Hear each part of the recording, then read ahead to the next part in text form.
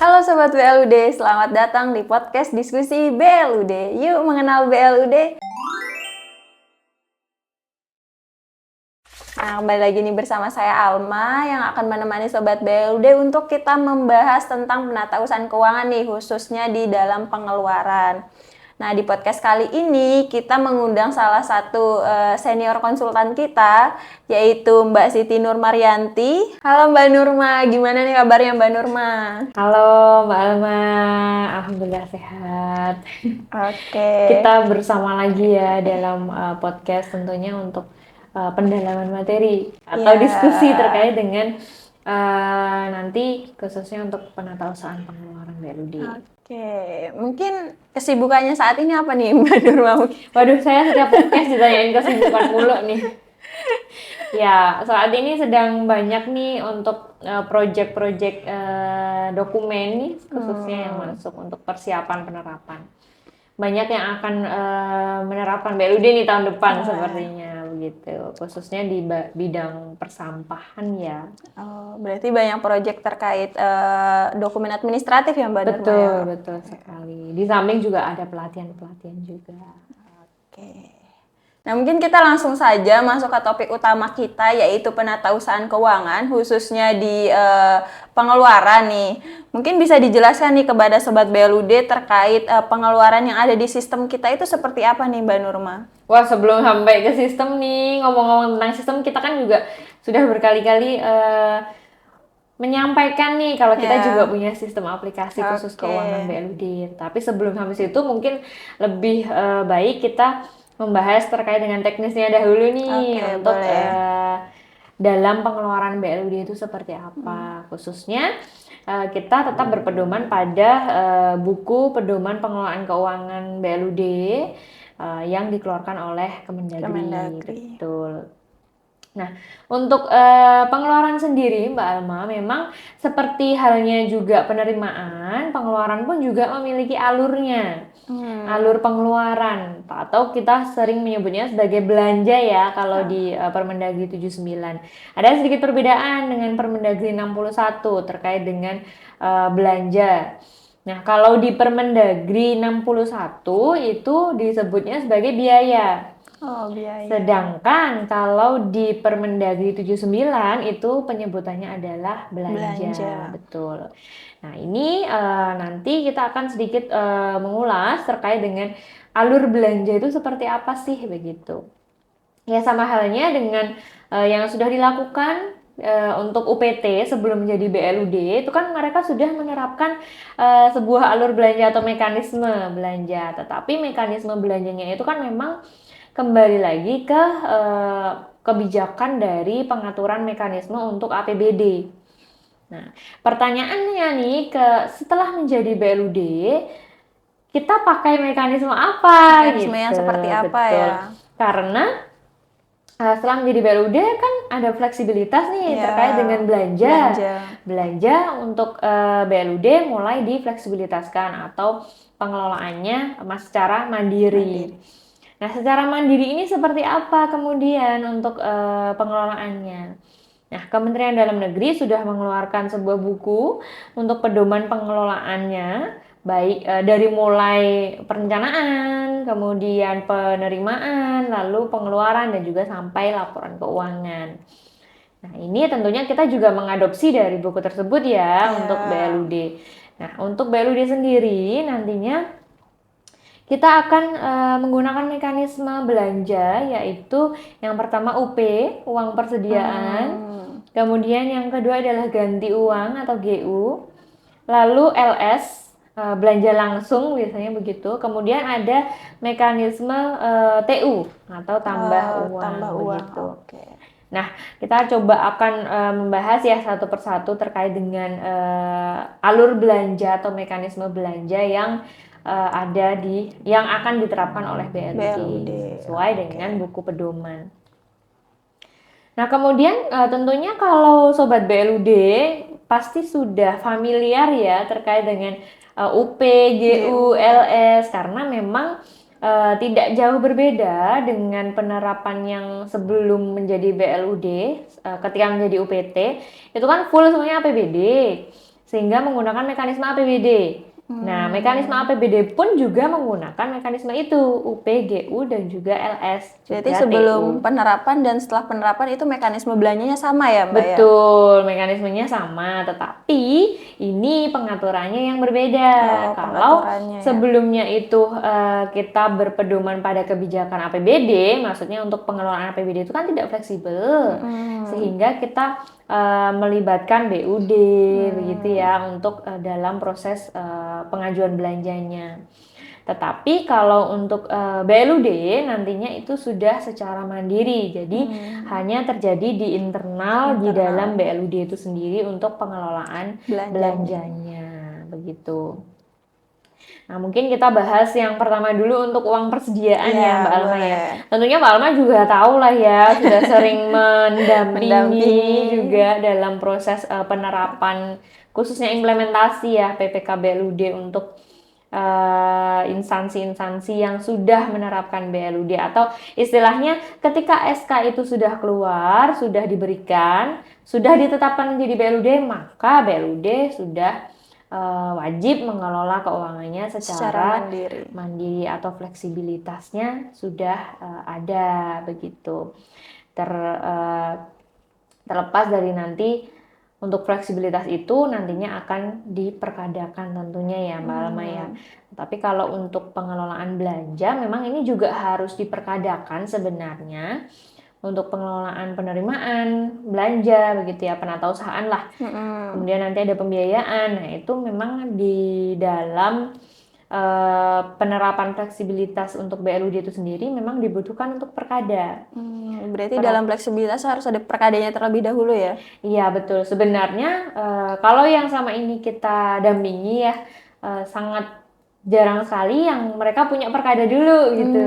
Tetapi menjalankan dulu dengan buku pedoman, baru nanti yang diisinya di dalam buku pedoman itu dapat perkadakan begitu.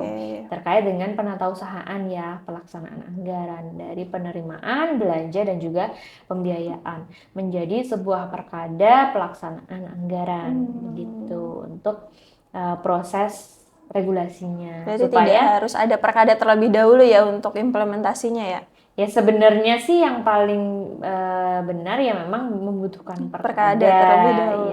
Ya. Tapi karena penyusunan perkada itu lama ya, biasanya nanti dijalani dulu di dalam internalnya sesuai dengan buku pedoman. Jadi ada buku pedoman dari Kemendagri tadi, nah itu diterapkan dahulu untuk kemudian diperkadakan. Oke, untuk uang persediaan sendiri itu perlakuannya kalau kita di akuntansi murni di biasa yang kita pelajari nih Mbak Alma nih, itu seperti kas kecil ya, masih ingat ya kas kecil. Pengelolaannya tuh gimana sih kas kecil? Nah, Mbak Alma sendiri masih ingat nggak pengelolaan kas kecil tuh gimana? Kalau di PSAK ya, kalau kita kan biasanya diajarkannya lebih ke PSAK gitu. Oke Mbak Nurma, untuk kas kecil sendiri nih, itu adalah kas atau uang yang dikelola atau yang dipegang oleh bendahara tersebut nih Mbak Nurma.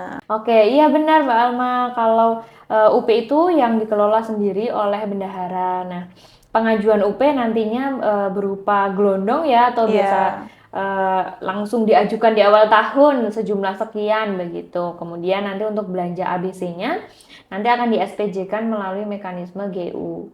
Nah, seperti yang kita ketahui ya, kalau kas kecil itu kan ada proses top up ya. Nah, itu istilahnya top up saldo kas kecil. Nah, itu yang kalau di dalam BLUD itulah yang dinamakan GU. Gitu. Jadi misalkan kita mau mengisi kembali UP, uang yang di-handle oleh bendahara, maka kita harus mengajukan untuk GU atau SPJ biasanya, peng-SPJ-an belanja. Nanti yang sejumlah yang diajukan belanjanya yaitu yang ditukar gitu. Jadi top up-nya itu sama seperti jumlah belanja yang di SPJ-kan. Untuk UP itu sendiri, apakah ada ketentuannya nih Mbak Nurma atau berdasarkan belanjanya? Ya, betul Mbak Alma. Jadi memang UP itu ada perhitungannya sendiri. Jadi nanti dari BLUD akan menyiapkan untuk perhitungan UP itu sendiri, yang kemudian UP akan di SK-kan. SK-nya siapa?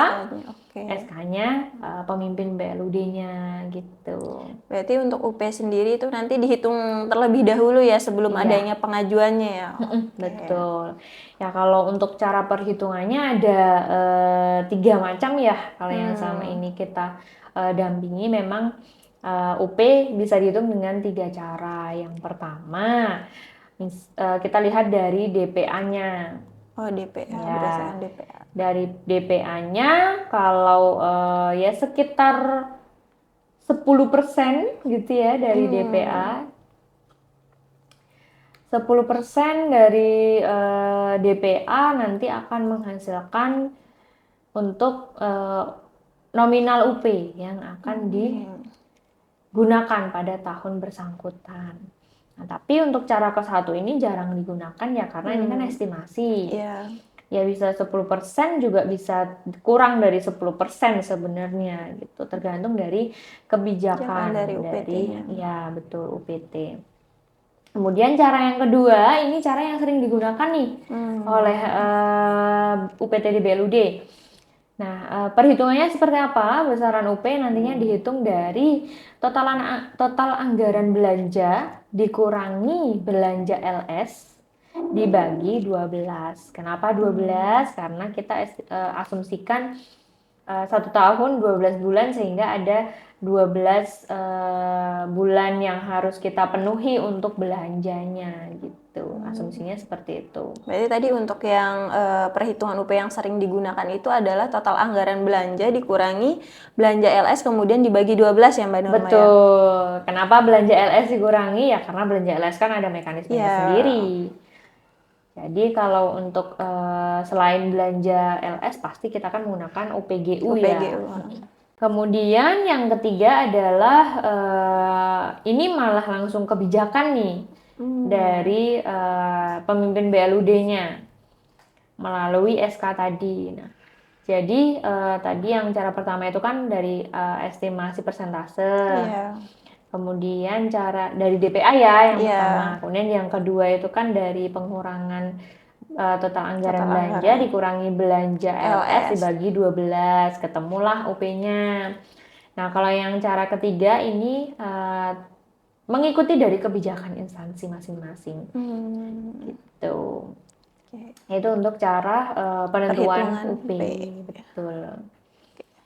Nah, untuk UP sendiri, baik UP, GU, dan juga LS, tentunya kita kan ada mekanisme untuk pengajuan, persetujuan, begitu ya. Untuk proses dari mulai pengajuan belanja sampai belanja itu disetujui, kemudian ada uang keluar untuk ditransfer ke vendor atau ke supplier atau ke target yang memberikan jasa kepada kita yang dari kita menjadi belanja begitu. Nah, itu nanti untuk mekanisme pengajuannya untuk UP, GU dan juga LS itu sama sih mekanismenya. Jadi nanti kita akan menggunakan 3 surat. Ada suratnya ya untuk mekanismenya. Betul. 3 surat itu yang pertama nanti dari SPPD UP dulu. Misalnya kita bahas UP dulu ya. SPPD UP. Ini apa sih SPPD UP? Mbak Alma pasti tahu ya.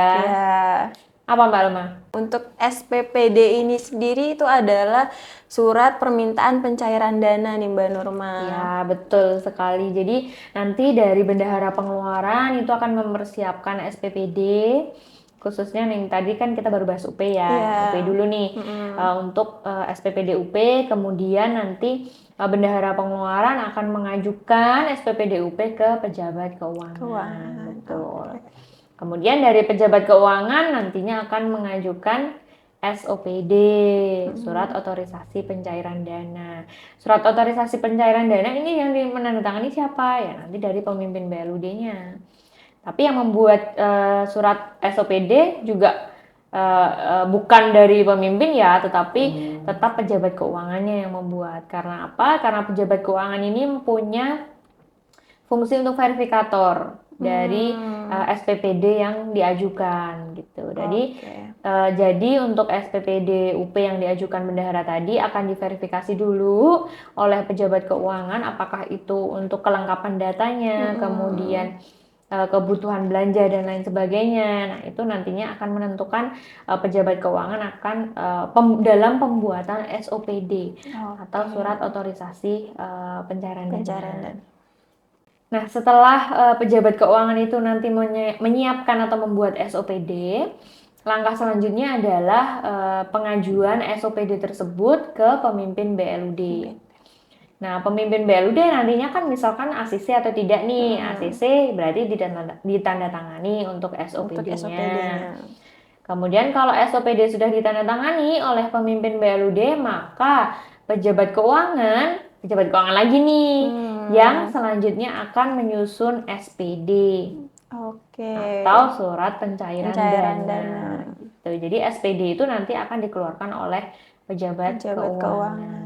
Gitu. Berarti ada 3 mekanisme ya Mbak ya dalam UPGULS ini. Tadi udah disebutkan oleh Mbak Nurma, ada SPPD, kemudian SOPD dan juga SPD ya Mbak Nurma ya. Betul. Nah, kemudian apa nih perbedaannya dengan mekanisme APBD? Jadi GU ini nanti akan diajukan ketika memang ini belanja LS dilakukan. Kalau LS ya tadi seperti yang saya sebutkan, berarti kalau ada kekurangan uang ya kita pakai mekanisme. Inilah yang dinamakan nanti rekonsiliasi bank.